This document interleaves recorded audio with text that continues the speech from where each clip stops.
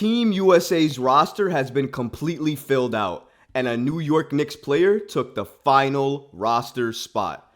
Also, what's taking the New York Knicks so long to trade Evan Fournier? You would think at this point in time, the Knicks would have already traded Fournier to another team, but they haven't made the trade yet. We're going to look into why the Knicks are waiting to trade Evan Fournier and so much more today. Let's get started. Josh Hart has joined Team USA and has taken their final roster spot. Now, according to Josh Hart on social media, when he accepted the position as the final member of Team USA, Josh Hart took to social media where he tweeted out 2 USA flags indicating that he was going to join Team USA. Now, this news was first broken by Adrian Wojnarowski of ESPN. And if you're a New York Knicks fan, you're happy about this news. Jalen Brunson is already part of the team, and now you have Josh Hart part of the team. So you have a double dose of New York Knicks players representing on Team USA. That's good. But being part of Team USA is a phenomenal accomplishment. You want players part of Team USA or players that are capable of making that roster as part of your team. And now you see Josh Hart and Jalen Brunson, 2 current Knicks players that are important pieces on this Knicks team, looking to be part of this roster and looking to make an impact for Team USA once their games begin. The first FIBA World Cup since 2019 is set to take place from August 25th to September 10th in the Philippines, Japan, and Indonesia. Team USA opens play with a match against New Zealand on August 26th before facing Greece and Jordan in the group stage. The games are coming up very, very soon. They're going to play some competitive games in Las Vegas on August 7th, starting Team USA's basketball play. These are just practice games to get them into the flow and rhythm of playing competitive basketball in a time frame where they don't usually play competitive basketball. But yes, the games are going to be starting fast and quick, and we're going to have to be watching to wait and see what happens with Team USA moving forward. But if we're looking at Team USA right now, here's how the roster fills out. So according to Tim Bontemps of ESPN, here's the full Team USA roster. Your guards are Jalen Brunson, Anthony Edwards, Tyrese Halliburton, and Austin Reeves.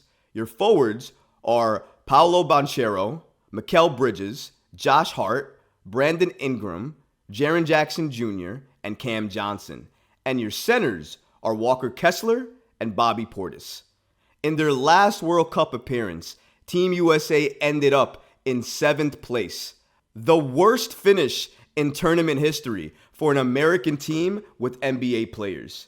This current version of Team USA looks stacked. Now, it's not stacked with all of those LeBron James and Jason Tatum and Jaylen Brown and Anthony Davis. It's not stacked with that type of talent, but it's stacked with elite, competitive, passionate, hustler talent that's on that squad. Mikal Bridges, Jalen Brunson, Josh Hart. It's a Villanova reunion for Team USA right there.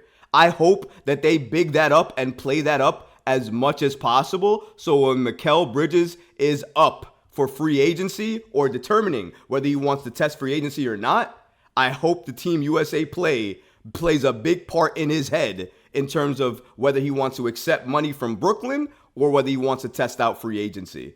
After last time with Team USA and where we finished, one of the worst spots Team USA has ever finished, they have a lot to gain and a lot to prove this year. So I hope Team USA can take it to the next level with an elite roster that they have to hopefully compete and take Team USA all the way to the top. Not 7th, but first. I want Team USA to be number 1 first. I do not want Team USA to be 7th or worse, because that really breaks my heart. The NBA has some of the most amazing players in the entire world.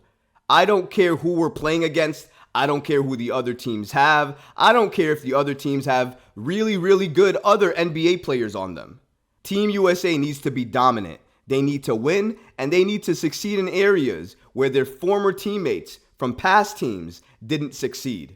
They have to be locked in and focused. And with the players that we have on this roster, I think being locked in and focused is already a given.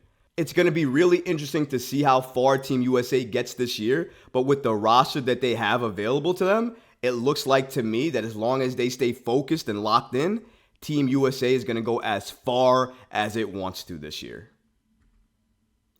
The Knicks are staying patient in Evan Fournier trade talks. Now, a lot of people have been asking recently, what's going on with Evan Fournier? Why hasn't he been traded? What's going on that front? Well, according to Steve Popper of Newsday, he gave us an update on why the New York Knicks have not moved Evan Fournier yet. According to Steve Popper of Newsday, despite last season's awkwardness, the Knicks are trying to do right by the veteran. According to a team source, the Knicks are trying to utilize Evan Fournier's $18.9 million expiring contract to make a trade. But also, they're determined to not force Fournier, who was a good soldier throughout last season's benching, to wither on the bench again in what should be the prime years of his career. So there you have it.